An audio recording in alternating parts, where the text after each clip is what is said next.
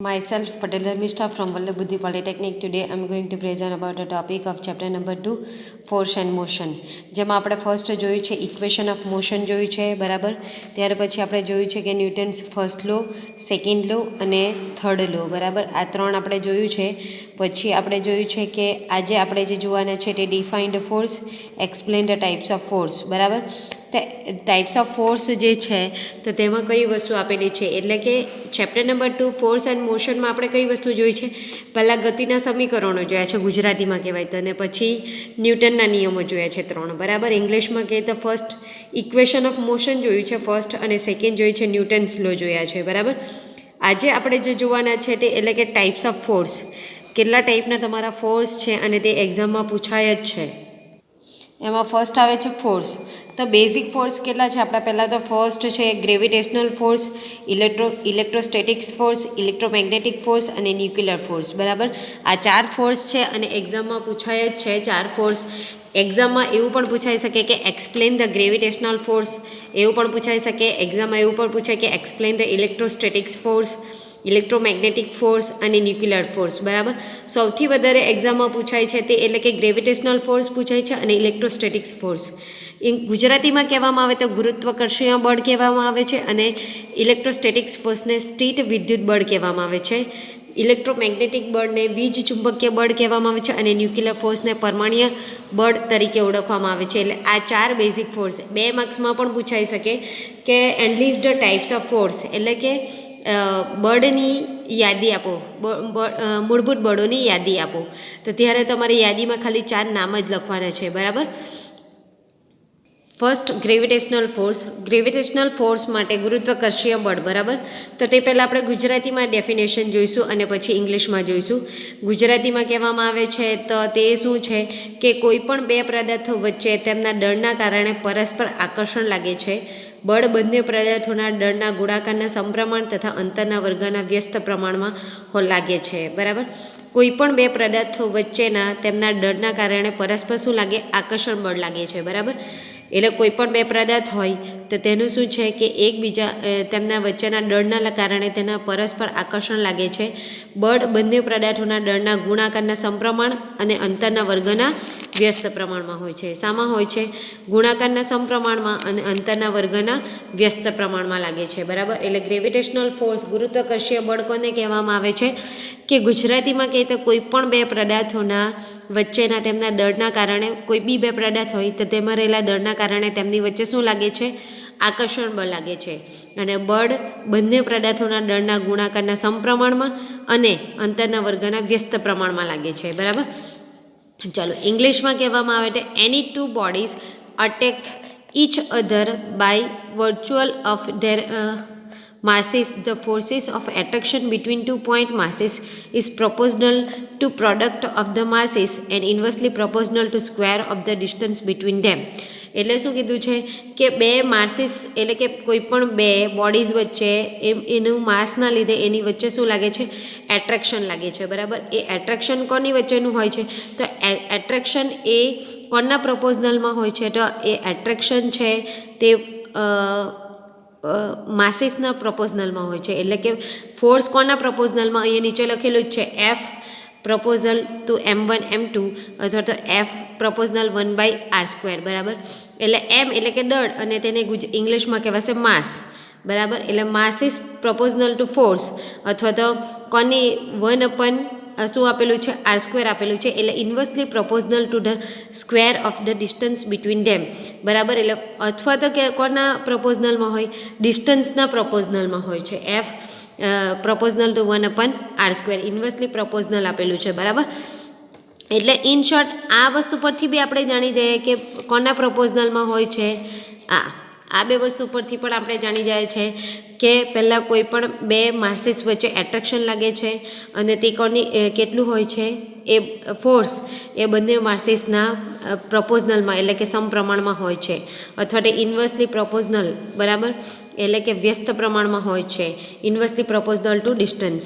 એટલે આમાં શું આપેલું છે? એફ એ m1 m2 અને એફ ઇન્વર્સલી પ્રપોઝનલ 1/r² બરાબર. એમ એટલે એફ બંને બાજુથી કેન્સલ કરી નાખીએ તો આપણું ડિસ્ટન્સ કેટલું આવવાનું? F inversely m1 m2 divided by R square, બરાબર. બંને ઇક્વેશન લેવામાં આવે તો આ એ ફર્સ્ટ ઇક્વેશન અને આ સેકન્ડ ઇક્વેશન, બે ઇક્વેશન લેવામાં આવે તો એફ ચલે છે m1 m2 અને એફ ચલે છે 1/r². ઇંગ્લિશમાં કહે તો F proportional to m1 m2 ને F inversely proportional 1/r². F proportional to m1 m2 F inversely proportional to 1/r², બરાબર. બે ઇક્વેશન ઉપરથી આવશે કે F પ્રપોઝનલ m1 m2 divided by r², બરાબર. એ r² આવ્યું પછી તમારું શું છે કે આપણે પ્રપોઝનલને કાઢી નાખીએ તો એક ગ્રેવિટેશનલ માટેનો આપણે કોન્સ્ટન્ટ લખીએ તો એફ ઇક્વલ ટુ જી. આ પ્રપોઝનલને અહીંયાથી કાઢી નાખ્યું છે, પ્રપોઝનલની જગ્યા ઉપર આપણે કોન્સ્ટન્ટ મૂક્યું છે કેમ કે જી એ ગ્રેવિટેશનલ ફોર્સ માટેનો કોન્સ્ટન્ટ છે, એટલે જી m1 m2 divided by r², બરાબર. પછી નીચે લખવાનું છે કે m1 m2 A masses of particles, બરાબર. અહીંયા બતાવેલું છે કે m1 m2 એટલે કે માસીસ ઓફ પાર્ટિકલ્સ, બરાબર. એટલે કે પદાર્થનો દળ, આર બરાબર ડિસ્ટન્સ અંતર, જી બરાબર ગ્રેવિટેશનલ એટલે કે યુનિવર્સલ કોન્સ્ટન્ટ સાર્વત્રિક અચળાંક જેની value 6.67 × 10⁻11 Newton metre square divided by kg² આપેલું જ છે, બરાબર. તો આ ગ્રેવિટેશનલ ફોર્સ એક્ઝામમાં પૂછાઈ શકે 3 માર્ક્સમાં કે પહેલાં તો એનલિસ્ટ ધ ટાઈપ્સ ઓફ ફોર્સ કે કેટલા ટાઈપના ફોર્સ છે અને તેમાં તમારે ગ્રેવિટેશનલ ફોર્સ એક્ઝામમાં પૂછાઈ શકે. કોઈ પણ બે પદાર્થો વચ્ચેના દળના કારણે તેમની વચ્ચે આકર્ષણ લાગે છે, તે બળ બંને પદાર્થોના દળના ગુણાકારના સમપ્રમાણ અને અંતરના વર્ગના વ્યસ્ત પ્રમાણમાં છે, બરાબર. એટલે જે ડેફિનેશનમાં આપ્યું છે તે જ તમને અહીંયા ફોર્મ્યુલામાં આપ્યું છે, બરાબર ને. તે ફોર્મ્યુલાને ખાલી ડિરાઈવ કરવી છે, બીજું કંઈ નથી કર્યું. એમાં ખાલી આપણે આ પ્રપોઝનલ આપેલું છે એટલે કે ચલે છે તે આપેલું છે તે કાઢતા છે એટલે ઇક્વલ ટુ લખતા છે, તેના બદલામાં આપણે કોન્સ્ટન્ટ લખેલું છે, બરાબર. હવે બીજો આપણે ઇલેક્ટ્રોસ્ટેટિક્સ ફોર્સ, બરાબર. ઇલેક્ટ્રોસ્ટેટિક્સ ફોર્સ એટલે કે સ્થિત વિદ્યુત બળ, બરાબર. એટલે કે 4 ફોર્સમાંથી આપણા જે 4 ફોર્સ છે એમાંથી આ 2 ફોર્સ એક્ઝામમાં પૂછાય જ છે અને જે વેરી મોસ્ટ આઈએમપી છે. ઇલેક્ટ્રોસ્ટેટિક્સ ફોર્સ એટલે કે સ્થિત વિદ્યુત બળ. જો Q1 અને Q2 વિદ્યુતભાર ધરાવતા 2 કણ સ્થિર હોય તો તેમની વચ્ચે વીજ બળ લાગે છે. ધારો કે અંદર કીધું છે કે Q1 અને Q2 એ 2 વિદ્યુતભાર ધરાવતા 2 કણો જો સ્થિર હોય તો તેમની વચ્ચે શું લાગે છે? વીજ બળ લાગે છે. તો ઇલેક્ટ્રિક ચેન્જીસ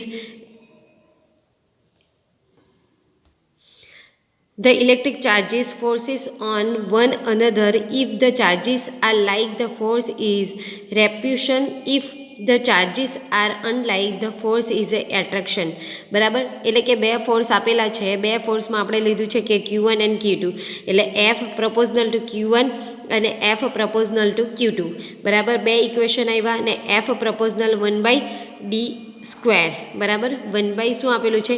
d² આપેલું છે. આ કાઢી નાખવાનું છે એફ પ્રપોઝનલ ટુ 1/d². એટલે 3 વસ્તુ તમને આપ્યું છે, F proportional two Q1, F proportional two Q2 અને એફ પ્રપોઝનલ 1/d², બરાબર. આટલું આપ્યું છે. હવે આ 3 ઇક્વેશન ઉપરથી આપણે લેવાનું છે કે F પ્રપોઝનલ Q1 Q2 divided by d². Q1 Q2 છે ને ડિવાઇડેડ બાય d², બરાબર. એટલે આપણે આવ્યું છે Q1 Q2 divided by d². એટલે એફ બરાબર આ પ્રપોઝનલને આપણે કાઢી નાખીએ એટલે ઇક્વલ ટુ લખીએ તો તેની જગ્યા પર આ કોન્સ્ટન્ટ લખ્યું છે 1/4πε0 Q1 Q2 divided by d². 1/4πε0 Q1 Q2 divided by d². એને કહેવાય ઇલેક્ટ્રોસ્ટેટિક્સ ફોર્સ. કે જો Q1 અને Q2 વિદ્યુતભાર ધરાવતા 2 કણો સ્થિર હોય તો તેમની વચ્ચે શું લાગે? વીજ બળ લાગે છે, બરાબર. એટલે કે 2 ઇલેક્ટ્રિક ચાર્જીસ વચ્ચે શું લાગે કે સ્થિર એકદમ સ્ટેટિક હોય તો તેમની વચ્ચે ફોર્સ લાગે છે. તે ફોર્સ કયો છે? તો F proportional two Q1, F proportional two Q2 અને એફ પ્રપોઝનલ 1/d². આ 3 ઇક્વેશન ઉપરથી એક ઇક્વેશન બને છે F પ્રપોઝનલ Q1 Q2 divided by d². એટલે પ્રપોઝનલને કાઢી નાખીએ તો એફ ઇક્વલ ટુ આ કોન્સ્ટન્ટ આપણે જેવી રીતના ગ્રેવિટેશનલ ફોર્સમાં જીને કોન્સ્ટન્ટ લીધો છે તેવી રીતના ઇલેક્ટ્રોસ્ટેટિક્સ ફોર્સમાં 1/4πε0 આ કોન્સ્ટન્ટ આવ્યું છે Q1 Q2 divided by d². Okay, thank you.